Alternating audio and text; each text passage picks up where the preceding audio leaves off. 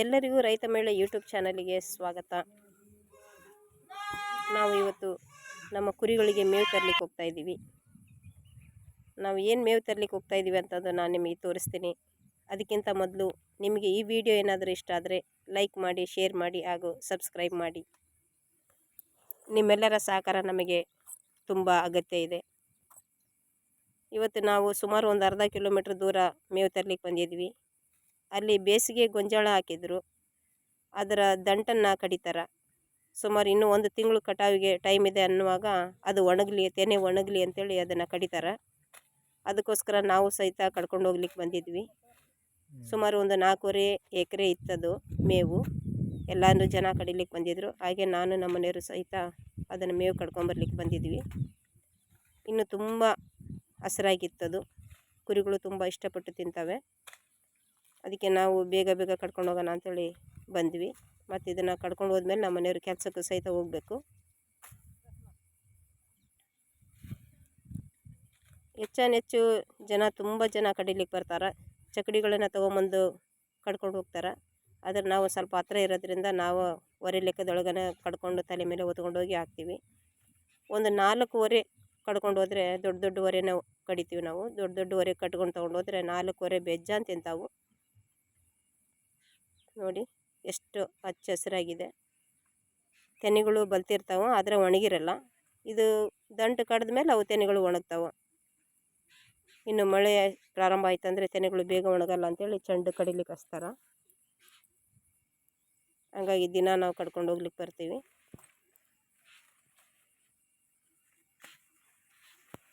ನೋಡಿ ಎಷ್ಟು ಹಸಿರಾಗಿದೆ.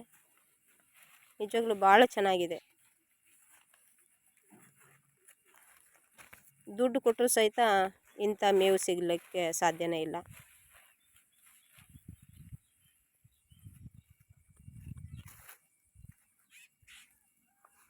ಸಮಯ ಒಂದು ಆಗ್ತಾ ಬಂತು. ನಮ್ಮ ಮನೆಯವರು ಒಂದು ಸಿಟ್ಟು ಮಾಡ್ಲಿಕ್ಕತ್ತರು. ಕೆಲ್ಸಕ್ಕೆ ಹೋಗಿ ಟೈಮ್ ಆಯ್ತು ಅಂತೇಳಿ ಅದರಲ್ಲೇ ಬೇಗ ಬೇಗ ಕಡ್ದಿವಿ. ಸುಮಾರು ಒಂದು 4 ಹೊರೆಯಷ್ಟು ಕಡ್ದಿವಿ. ಈಗೆಲ್ಲ ಅವರು 2 ಹೊರೆ ಕಟ್ಕೊಂಡ್ರು, ನಾನು 2 ಹೊರೆ ಕಟ್ಕೊಂಡೆ. ಈಗ ಅದನ್ನು ಒತ್ಕೊಂಡು ಹಾಕಿ ಕುರಿಗಳಿಗೆಲ್ಲ ಹಾಕಬೇಕು.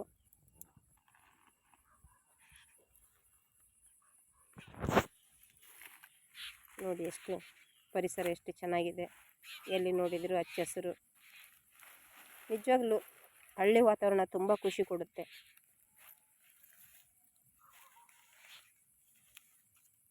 ನಾವು ಪಕ್ಕ ಹಳ್ಳಿಯಲ್ಲಿರೋದು. ನಮಗೂ ಸಿಟಿಗೆ ಅಂದರೆ ಸುಮಾರು ಒಂದು 10 ಕಿಲೋಮೀಟ್ರ್ ಆಗ್ಬೋದು.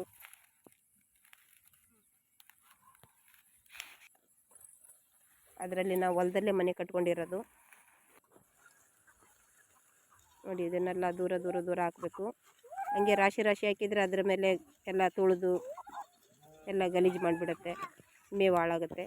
ಹಾಗಾಗಿ ಸ್ವಲ್ಪನೇ ಹಾಕಿದರೆ ಎಲ್ಲ ಗುಂಪಾಗಿ ಕೂಡ್ಕೊಂಡು ತಿಂತಾವು. ಆದರೆ ಟಗರುಗಳು ಮಾತ್ರ ಭಾಳ ಒಗ್ಗಟ್ಟಿಂದ ತಿಂತಾವು. ಈ ಆಡುಗಳು ಒಂದು ಸ್ವಲ್ಪ ಕಿತಾಪತಿ ಜಾಸ್ತಿ. ಕುಣಿದಾಡೋದು ಇವೆಲ್ಲ ಭಾಳ, ಗುದ್ದಾಡೋದೆಲ್ಲ ಭಾಳ ಕಿತಾಪತಿ.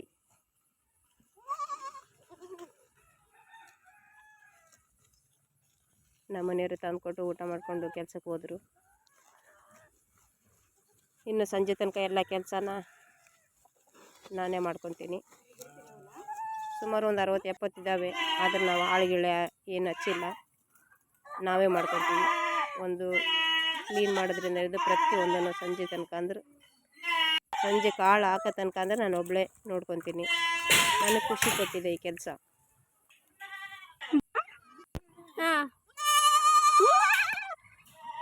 ನೋಡಿ ಎಷ್ಟು ಖುಷಿಯಿಂದ ಓಡ್ತಾವೆಲ್ಲ. ಯಾವಾಗ ನಮ್ಮ ಬಾಗಿಲ ತೆಗಿತಾರೋ ಅಂತ ಕಾಯ್ತಾ ಇರ್ತವೆ.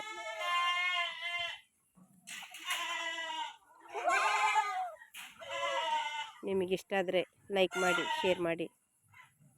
ವಿಡಿಯೋ ನೋಡಿದ್ದಕ್ಕಾಗಿ ನಿಮಗೆ ಧನ್ಯವಾದಗಳು.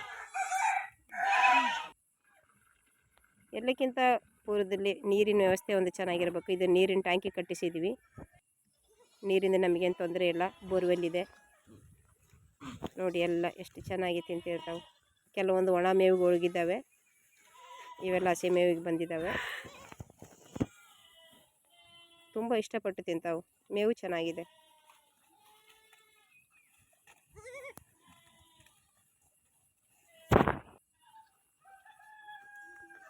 ಹನ್ನೆರಡು ಗಂಟೆ ಒಳಗೆ ಎಲ್ಲ ಒಳಗೆ ಹಾಕ್ಬೇಕಂದ್ರೆ ತುಂಬ ಬಿಸಿಲಿದೆ.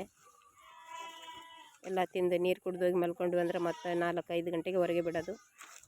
ಮಧ್ಯಾಹ್ನ ಒಂದು ಹೊತ್ತು ಕಾಳು ಹಾಕ್ತೀವಿ, ಮತ್ತು ರಾತ್ರಿ ಮಲಗುವಾಗ ಒಂದು ಹೊತ್ತು ಕಾಳು ಹಾಕ್ತೀವಿ.